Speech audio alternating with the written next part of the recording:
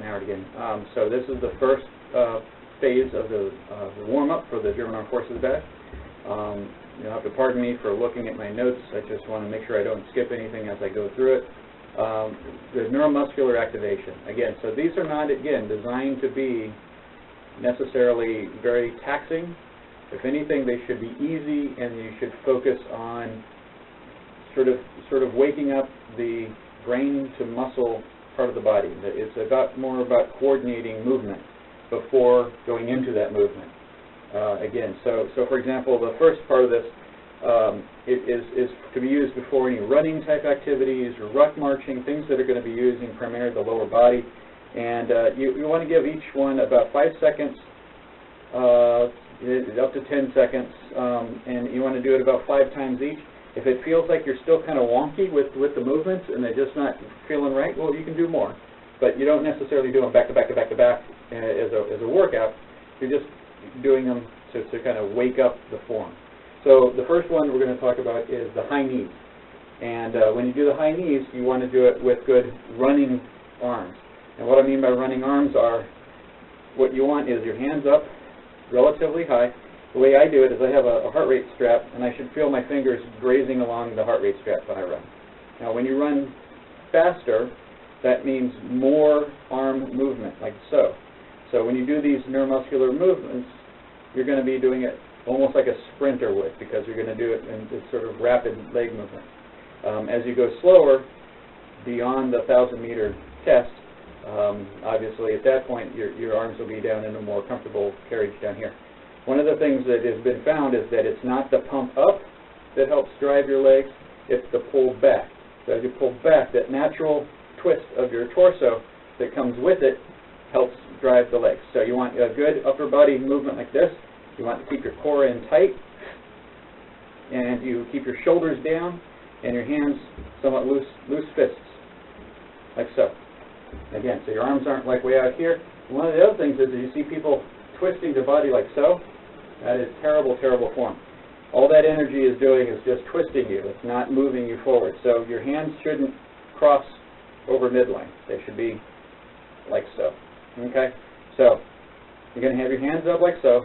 You're going to lean forward slightly, like you're about ready to run, and then you're going to do some high knee movement. Now, the high knee movement that you're doing here is primarily just to kind of wake up this kind of form. But as you bring your foot up and you place it back down, I want you to think about placing the foot down, not just dropping it.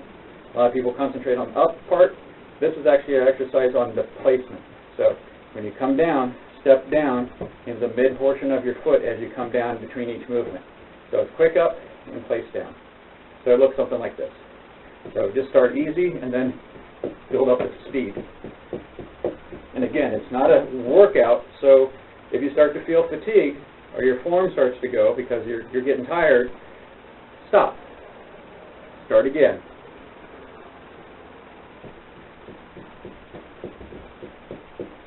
Just like so. And if you want to slow it down, even better. Just kind of do a few sets of those. The idea is kind of imagine that you're getting into the running movement. Even if you have to go slow and walk it out, that's perfectly fine. Next one is going to be butt kickers. Now this is kind of one that's kind of hard to do slow, but you still want to focus on the form of it.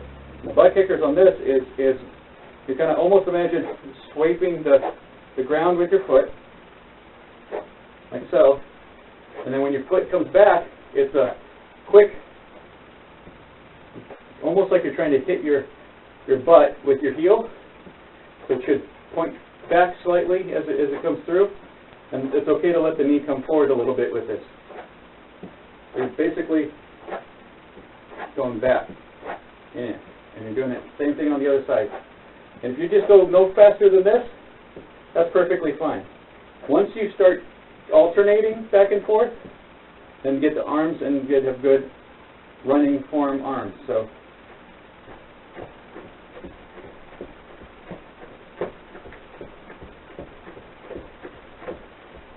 and then if your form starts to break down, your arms get out of sync, just stop. Start again.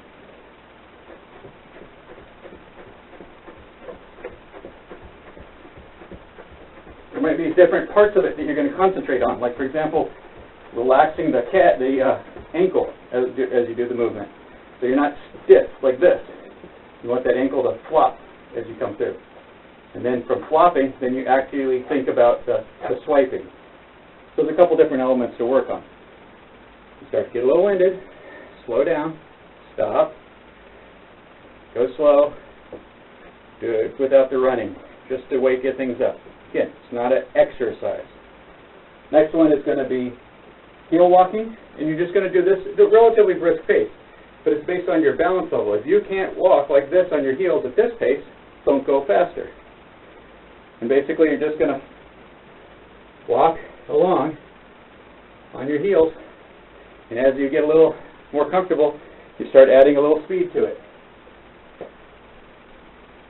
And as you do it, you're thinking about the placement, placement, placement. I'll come back here so you can see a little bit better. So it's not completely straight leg, it's place, place, place, place, place. Okay, see the difference? I'll go sideways, maybe you can see. So as you're walking, you're placing, placing, placing on your heels. Okay? Next one is on your toes. Same kind of thing. So up on your toes, get your balance, and walk on your toes. If you can't really balance too well, then don't try going backwards, for one. But if you're having problems balancing on your toes, just take smaller steps until you can get your balance down. And you can get that little bit of strength that you might need.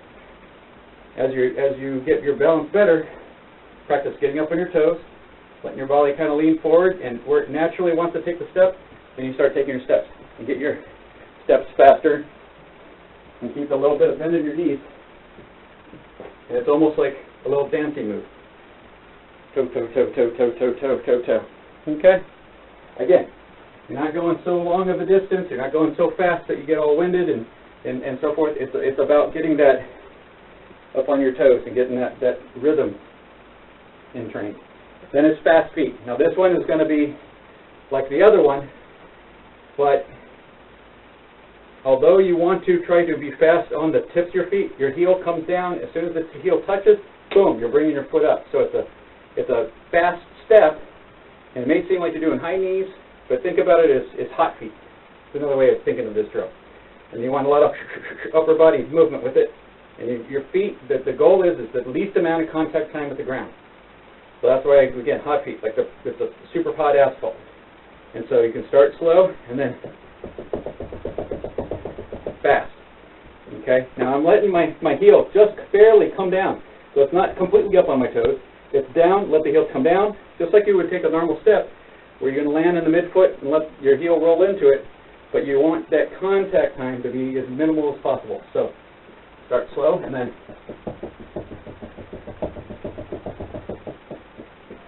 just do it until you feel like, oh, shoot, I'm just up on my toes. Okay, then back down.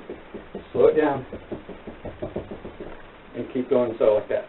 Now, it's easier. It's hard for me to demonstrate here because it's actually an easier drill if you're moving forward. Say, go about 10 yards.